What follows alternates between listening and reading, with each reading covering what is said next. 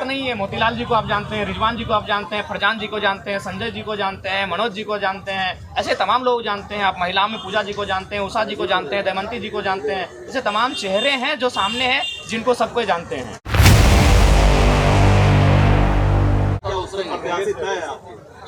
देखिए, अनुमानित प्रत्याशी तय हैं और बहुत जल्द उनके नामों की घोषणा कर दी जाएगी। धनबाद चूंकि भाजपा का गढ़ रहा, तो ऐसे में आपकी कहाँ आप देख रहे हो? देखिए, धनबाद में नो डाउट शहर होने के कारण हम लोग थोड़ा सा है पिछड़े। सत्य को स्वीकार करने में आपत्ति नहीं है। हालांकि हम लोग सरल स्वभाव के हैं। लोग कभी कुछ बातों पे एस्कीप कर जाते हैं, लेकिन हम एस्कीप नहीं करेंगे, सत्य है। लेकिन हम लोग धनबाद में कुछ ऐसे नेतृत्व को चुन के लाएंगे जो सबको चौंकाएंगे भी और हमारे संगठन को मजबूत भी बनाएंगे। कहाँ करता है वो नाम, अगर आप बता पाए? देखिए, ये तो तय है कि हम लोग आज उत्तरी छोटा नागपुर की 25 की 25 सीटों पे चुनाव लड़ेंगे।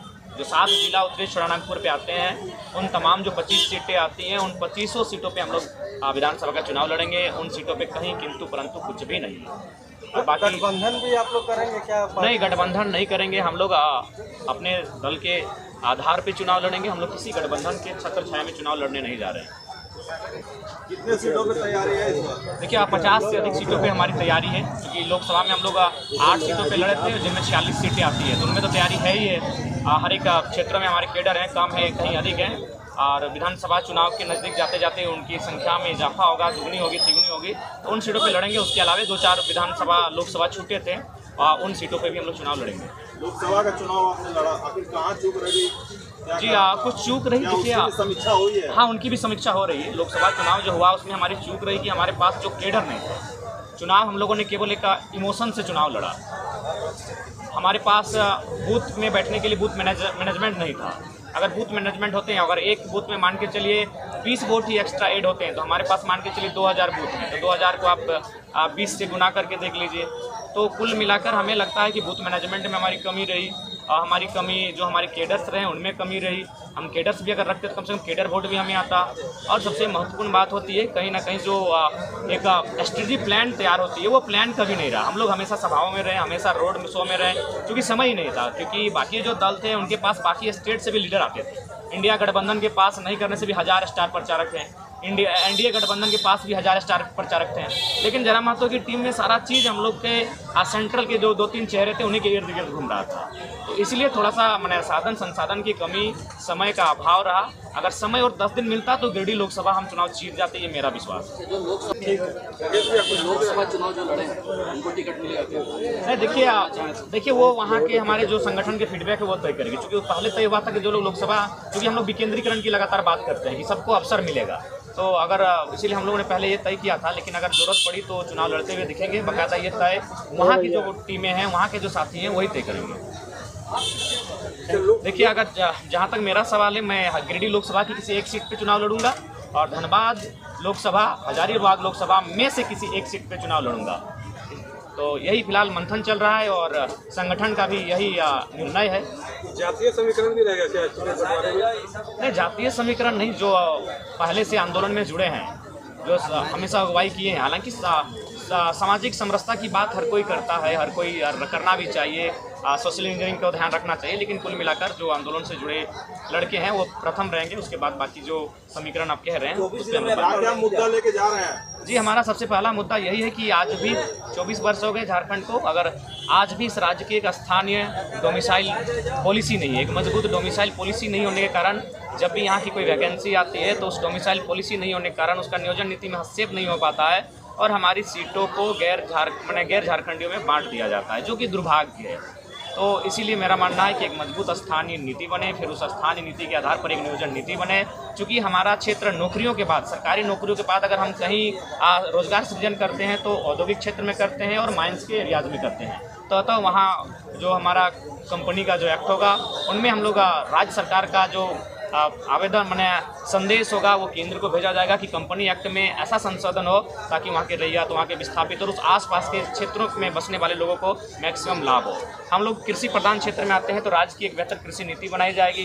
यहाँ की जो शिक्षा और स्वास्थ्य है उनको सुदृढ़ किया जाएगा, उनको मजबूत किया जाएगा। आज अगर हम शिक्षा की बात करें तो अगर गाँव में आप चले जाएँ तो 9वीं 10वीं में जो बच्चे आ गए हैं वो भी आज अंग्रेजी की बात करें या हिंदी की बात करें, मतलब बहुत लोग ऐसे भी हैं जो शायद शुद्ध रूप से लिख नहीं पाते हैं। तो शैक्षणिक व्यवस्था भी हमारी कहीं ना कहीं थोड़ा सा बाकी प्रदेशों की तुलना में हम पीछे हैं। तो उसके लिए हमें लगता है जो उपाय करने होंगे, जिन उपकरणों का इस्तेमाल करना होगा, उपयोग करना होगा, उनके माध्यम से हम लोग जाएंगे। अगर स्वास्थ्य की बात करेंगे तो आज हाईकोर्ट बाकायदा कह रही है, रिम्स को फटकार लगा रही है। आपके यहाँ तो NMCH की क्या कहानी है, पत्रकार बंधु आपसे छुपा नहीं है, लेकिन रिम्स की कहानी क्या है वो हाईकोर्ट बता रही है, उनको फटकार लगा रही है कि अगर आपसे नहीं संभलता है तो रिम्स को बंद कर दें। तो ऐसे में हमारे स्वास्थ्य व्यवस्था पर भी सवाल खड़ा है। और तो हम लोग राज्य की एक बेहतर स्वास्थ्य नीति बनाएंगे, जिसमें किस प्रकार से डॉक्टरों की व्यवस्था होगी, किस प्रकार से बाकी जो उपकरणों की व्यवस्था होगी, उस पर हम लोग विशेष ध्यान केंद्रित करेंगे। फंडिंग की कुछ कमी वगैरह का महसूस होती है लोकसभा चुनाव? देखिए, अगर हम लोग चुनाव अगर थोड़ा सा भी मतलब बाकी लोग नेता जो जिस प्रकार से जीतना चाहते हैं, अगर जीतना चाहते हम लोग जीत जाते हैं। 1 लाख वोट को आप 1 लाख मत देखिए, आप देखिए 50,000, अगला का 50,000 लाना था, आप 50,000 आपके तरफ आ रहा है। तो अगर हम लोग वहाँ अगर जनता को बूथ के माध्यम से अगर हम लोग 10-15 लाख भी खर्च करते हैं तो चुनाव हमारे पास होता है। लेकिन हम लोगों ने उन सब चीज़ों को सिरे से खारिज कर दिया। लेकिन फिर भी फंडिंग की कमी, इस बात को स्वीकार करना होगा। और हम लोग वही जनता का चुनाव, जनता के पैसे से, जनता के लिए, जनता की सुरक्षा के लिए लड़ेंगे। एक ऐसी भी धारणा चले कि सुदेश महतो को कमजोर करने के लिए जयराम महतो? नहीं, ऐसा नहीं है। अगर ऐसा नहीं है तो कौन हमें प्रमोट करेगा? यही रणधीर वर्मा का चौक था, यही राजकुमार मंडल जी हमारा इंटरव्यू लेने वाले थे। तो ऐसा थोड़ी था, कोई जानता था कि एक लड़का क्रांति के रूप में आएगा। और हमने तो मुद्दों की बात की, हमने विस्थापन की बात की। आज कौन शख्स है झारखंड में जो इन मुद्दों पर मतलब झारखंडियत भावना के साथ और ठेठ भाषा में समझाता है?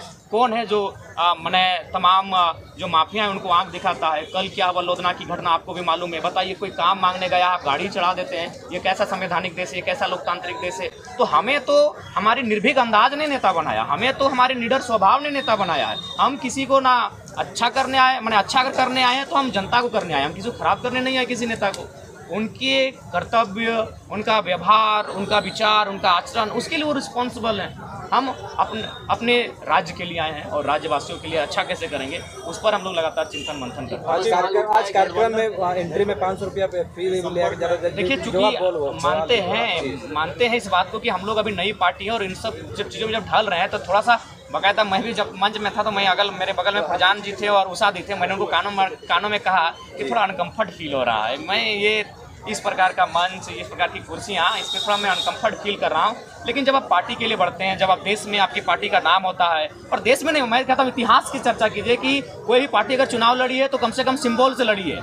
हमारे सारे प्रत्याशी इंडिपेंडेंट, पूरे देश में कभी 8 प्रत्याशी ऐसे नहीं चुनाव लड़े हैं।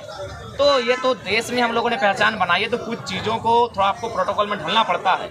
हालांकि हम लोग जल्द चाहेंगे कि इसका वैकल्पिक रास्ता निकले और टाउन हॉल को हम लोग पारसनाथ झुंडा में शिफ्ट करें। इस वातावरण को, इस माहौल को, बस पत्रकार बंधुओं की सुविधा के लिए हम लोग यहाँ तक आए थे कि पत्रकार बंधु गांधी सेवा सदन के सामने ठीक पाए जाते हैं, वहाँ उनका आशियाना है। तो हम लोग चाहते थे कि पत्रकार बंधुओं को इस पर सुविधा हो, इसलिए हम लोग ने टाउन हॉल को चयन किया था, नहीं तो पारसनाथ का ही चयन करते। जयराम महतो आपकी पार्टी में सिर्फ आप ही एक चेहरा है और कोई चेहरा नहीं? ऐसा बात नहीं है। मोतीलाल जी को आप जानते हैं, रिजवान जी को आप जानते हैं, फरजान जी को जानते हैं, संजय जी को जानते हैं, मनोज जी को जानते हैं, ऐसे तमाम लोग जानते हैं। आप महिलाओं में पूजा जी को जानते हैं, उषा जी को जानते हैं, दमयंती जी को जानते हैं। ऐसे तमाम चेहरे हैं जो सामने हैं, जिनको सबको जानते हैं। 3 चेहरों को विधानसभा में टिकट मिलेगा क्या? जी वाह, इनमें से बहुत सारों को चुनाव में एकदम टिकट मिलेगा ही मिलेगा। जयराम जी, एक सवाल ये है कि आने वाले विधानसभा चुनाव में भाजपा आपको आजसू का विकल्प के तौर पर देख रही है, कितना इसको सही? देखिए, सबसे पहला बात कौन किस नज़र से देख रहा है वो हम नहीं कहते हैं। हम लोग अपने आप को इस राज्य के विकल्प के रूप में देख रहे हैं। भाजपा हमें विकल्प के रूप में देख रही है, कांग्रेस हमें विकल्प के रूप में देख रही है। वो हमारे लिए मसला नहीं है। हमारे लिए ये मसला है कि हम लोग खुद को, अपने आप को, अपने पार्टी को इस राज्य के आने वाले वर्षों में नए विकल्प के रूप में देख रहे हैं। और ये सत्य है, जिसका उदय होता है उसका अंत होता है। तो जो पार्टियां 30 साल पुरानी हैं, 40 साल पुरानी हैं, उनका एक दौर जाएगा जो डाउन की ओर जाएंगे, तो उस समय हम लोग इमर्ज होकर सामने आएंगे। तो इसलिए हम लोग अपना इस राज्य का एक नए विकल्प के रूप में आए हैं। एक बड़ा सवाल उठता है जयराम जी, इतना बड़ा बड़ी पार्टी चलाने के लिए फंड कहाँ से? कई लोग कई तरह की बातें करते हैं। नहीं, सारा फंड हम लोग का देख सकते हैं, आज आपके सामने हुआ है, बाकायदा यही रसीद काट रहे थे। और जो भी साथी आए हैं वो कुछ शुल्क दे के अंदर आए हैं, तो सबके सामने है। हम लोग कोई छुपा के कोई काम नहीं किए हैं।